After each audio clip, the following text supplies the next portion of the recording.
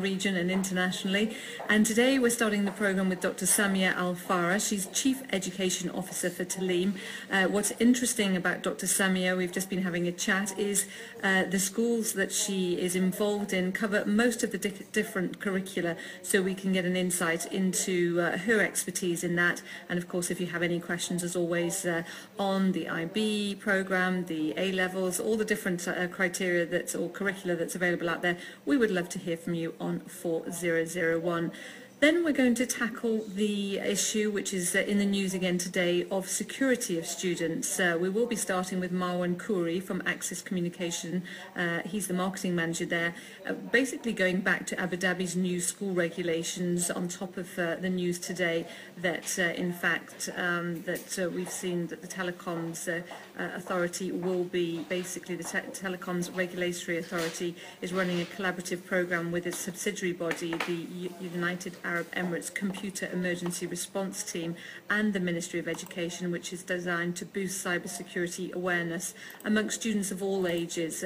So we will be tackling that with Ali Ahmadi. He's coming on just after 1. He's a principal consultant at Help AG. And I said Marwan Khoury from Axis Communications. He'll be talking about the security within schools. You know, what do we do to protect our students, and what new levels of security is available out there and is being implemented in the schools within Dubai and the region.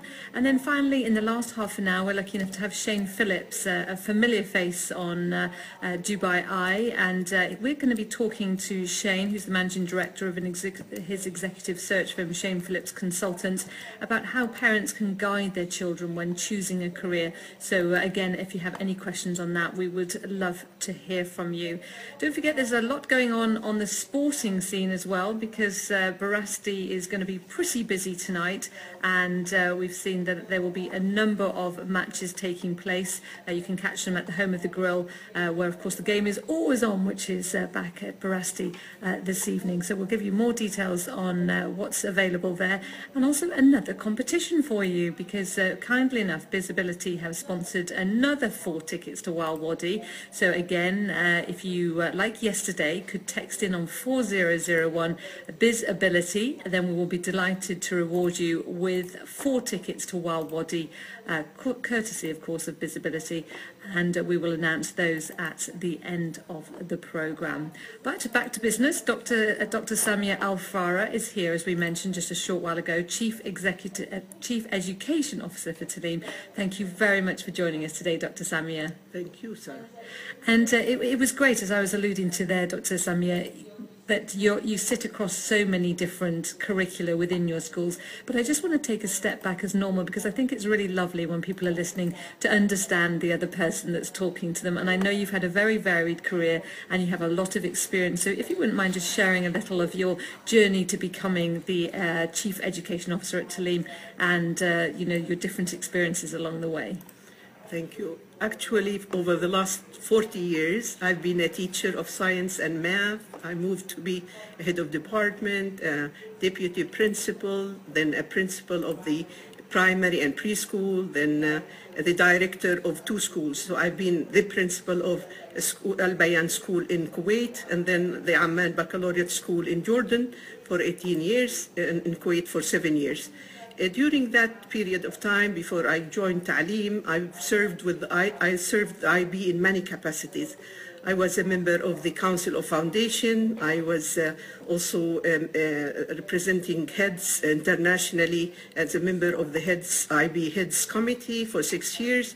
I've served also in drafting curricula of IB for 8 years in Cardiff. Also, I've done a lot of speaking in 42 countries about international education from an Arab perspective and what we believe in. And so all my life was more into IB and other we believe in. And so all my life was more into IB and working closely in the international arena as well. And I think that's so lovely, because I know we say it almost every day, you know, certainly on this program, but that we have so many different people in Dubai, and certainly parents out there trying to choose, because they may have been brought up in a certain educational system. The world, no doubt, is becoming more international, so they are forced to maybe make uncomfortable decisions about curricula that they don't feel armed to do. And it's so lovely that, as you say, you're an expert in the region, but I know you did your masters in Bath, and you're very familiar with the Welsh curricula, you know, That's the right. WJEC, which, as you say, is based, you know, or very similar, which I didn't realize, to the IB program. That's So correct. so there's lots of these similarities, even That's though it looks so different. Yeah, actually, the Welsh baccalaureate, if you look at not the hexagon as for subjects, but also the elements of other elements like things related to the service component, or things related to lifelong learning, or the call for reflection, and so on. You find many similarities. I know of people who drafted both, who worked in the IB diploma at the same time worked with the Welsh diploma.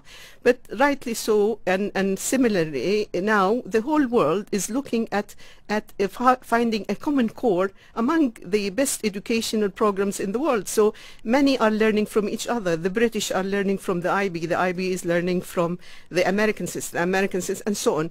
And now many innovations are happening in the different educational systems, even in here when you're talking about Ministry of Education, borrowing the best practice from different education systems. And that's the beauty of everybody learning from everybody for the best of the children's learning. And that's why I find it fascinating when they say something like, okay, IB schools got the highest in TIMS in math, TIMS and science TIMS, and then British came after. Then you would say, but then British schools got higher in other subjects, and so on. And that's the beauty of kids are learning, but the best thing is that all teachers and all practitioners are working hard on improving the educational process. Yeah. And what do you think are the biggest challenges? Because, as you say, you have a depth of experience there, not only in one place or one curriculum, which is so lovely. What do you think are the major things that maybe parents should be looking out for in this maze of education, let's be honest, out there at the moment? If you were making your educational decisions again now for your children, what would they be? If I am doing this for my children, first of all, after I conduct my research in reading about the different curricula, whether you're talking about IB, and under IB you're talking about 4 different curricula of IB, the PYP, the primary years, the middle years, the MYP, the DP, the diploma, and then the IBCC now with the careers related certificate. I think if I am a parent, I would research these programs, understand them well, but also the same do for the British, for the American, and so on, and then make sure that whatever decision is made is also made to where they would be studying, what they were looking for. Are these curriculum calling for reflection? Are these places encouraging critical thinking? Are these focusing on skills rather than content?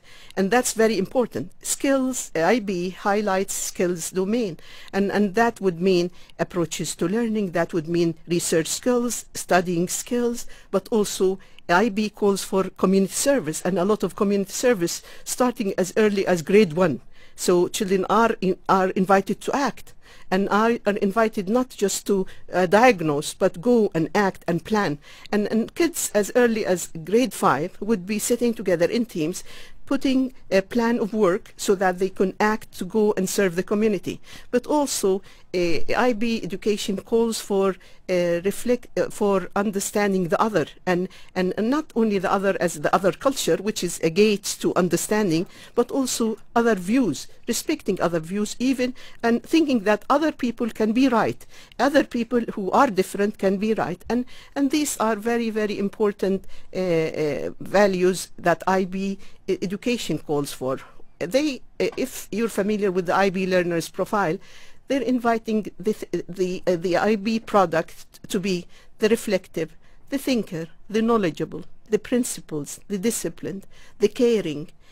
All of these are qualities and attributes of IB students, and that's why you find many admission officers coming to schools, IB schools recruiting IB students, because after a lot of research they found that the best equipped child for the higher education is the IB's child, because he comes fully equipped with the research skills, but also with the right attitude to learning and to service. And that's very important in IB. Okay, well, we'll come back to that, because clearly if somebody's listening and they're thinking, gosh, my child isn't in IB, Yeah. they may be slightly concerned. But of course, you're talking about how the other systems are Yeah. evolving. So we'll come back to that in just a short while. So if you have any questions for Dr. Samia Al Farra, she's the Chief Education Officer for Taaleem, on IB programs specifically, or if you're in a different educational system and maybe you have questions about you know, not so much the validity, of course they're all brilliant or strong systems, but you know, you may be having a choice, a change of location, and maybe you're thinking about changes to schools, then we would love to hear from you as always on 4001. This morning on the Business Breakfast, the business, Cole McLaughlin, who is Executive Vice Between number 1 and number 2, Malcolm. This is Lunchtime Live with Sarah Cocker, exclusively on Dubai Eye 103.8.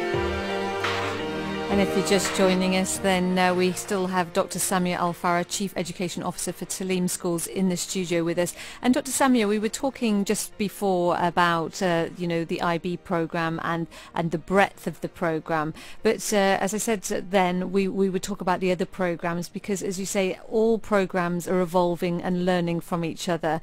And you were saying, which I found fascinating, that there's a move away from pure content, which in an old-fashioned way we would have thought was basically the top line for education, to, of course, content is important, but it's the skills that are important as well. That's correct. I think the old days content was, because there was limited content. Could you imagine if the focus nowadays of schools would be purely on content?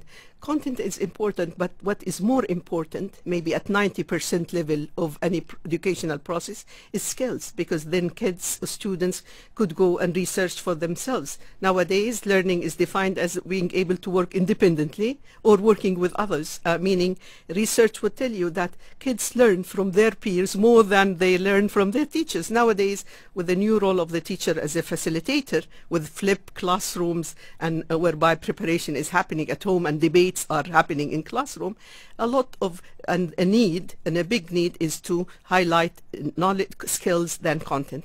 As you said, Sarah, again, schools, whether it's an IB school or whether it's a British school or an American school, an Indian school, at the end of the day, no school is as good as it could be. No school is as good as it could be, in the sense that the leadership, the mature leadership, looks at what's missing, what are the gaps, and whereby I look at the whole child rather than at just the content and the cognitive level. And here I'm talking about caring for the social part of the child, caring for the emotional part. Many schools have none of these programs, yet the leadership looks at opportunities like service to the community, and whereby everybody wins. The community wins, and the needy children win, but also the students win as well. And also opportunities like Model United Nations, opportunities like Foursquare and field trips and inviting speakers and all of that. All this adds to the wealth of learning and knowledge. And it's not the program per se, it's how much the teachers and the leadership are ready to look beyond the confines of books into the life and learning through opportunities in life. And that's how the child learns. And that's how I would say that. So that's why I would say, I would not say this program is better than that program. I am more of what the leadership and teachers make out of that kind of syllabus or program. Yeah, and where you're going ultimately with it, you know, as a parent, because as you say, that's the thing these days. I think parents have to deal with a lot because they don't necessarily know where they're going to be living in the next 3 to 5 years. The educational system is already different from what they know. Yeah. So they're being pulled out of their comfort zone, aren't they? And quite frankly, paying high fees. So they feel that the educational part, maybe the old-fashioned, as I would call it, educational part, content, has to be top-notch. So it's really interesting to hear from you, with your level of experience, that in fact, of course, content is king, but the other stuff, you know, these field trips are equally important. They're not just a bit of fun on the side. They really do build core skills. Thank you. I think I would add two more jobs to parents. Yes, parents, the mother is the first teacher, the father is the first teacher of the child. I'd like this to continue and to be even more than before, whereby mothers and fathers still continue reading to their kids and listening to them and devoting the 30 minutes per day quality time to their children. On top of that, I'd like to encourage parents that as they take their kids to these tours during weekends and so on, is to make a conscious effort to talk to children and to listen to them about these places, whether I'm taking my child to a museum or taking him to the beach or taking him to a library or a bookshop, that always that conversation and the listening to the child. This is something that nowadays, because of busy parents, we've been seeing and witnessing less of this happening because parents come exhausted. So I'd like to encourage parents to go back to the old days of reading a story at bedtime, but in listening to our children and knowing more and more about what they're exposed to, especially the domain of technology nowadays, and making sure that their kids are in safe and they're there for them. Yeah, exactly. So in summary, as you say, you're in charge of Taaleem. You work across all the different curricula, and as you said, they all work together to you know, get the best out of it and supplement all the different places as well. In terms of just the Taaleem group, if somebody's listening, you know, they're trying to make educational decisions, what kind of, as I say, you're across many different curricula, what do you think is special particularly? Is there a particular culture, or are all the schools very individual because they're quite different in terms of what they're teaching? I look at each school as a different organism. And this, our schools, they say we have 5 IB schools, but each one has its identity and its uniqueness. And some of them are called IB, but they're offering more than the PYP, MYP. And so just to give you an example, Greenfield Community, just an example, it offers 4 IB programs. IBCC is offered there in addition to PYP, MYP, and DP. While let's say at JBS, for instance, Jumeirah Baccalaureate School, the primary program is the IBC, which is not an IB program, but yet it offers MYP, it offers IB diploma, and so on. So the culture of the school, in spite of the IB program, still there are the unique features of parents where they're coming from, who contribute beautifully to the mosaic. If you're talking about GCS, for instance, 84 nationalities, whereby, let's say, the American Academy, you're talking about 27 nationalities. So also that contributes to the pot of how the school is like and how it is conducting itself. Yeah, each school has its uniqueness, its leadership. I'm just thinking as well, though, you've got the Dubai British School, which clearly is a different curricula again. Yeah. And so I know that you do the IB program effectively and the British system. Do you do any other curricula as well?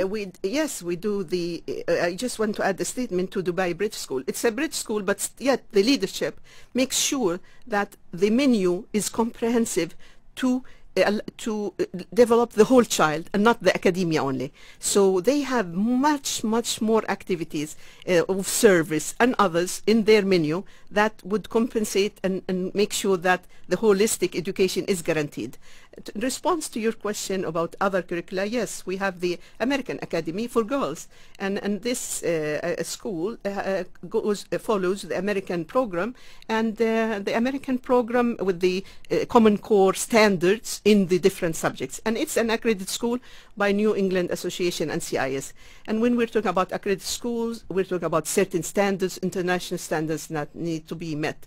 And that is something I wanted to connect when we come to the second item. Yeah, exactly. Well, unfortunately, we're running out of time. So, as always, it's interesting to get a different perspective. As I say, you sit above all these different curricula, which is quite nice because it really gives us a chance to look at those. I'm sure we can speak again, Dr. Samia, but for now, thank you so much for joining us. Dr. Samia Al Farra, Chief Education Officer for Taaleem. Thank you. And coming up next, we have even more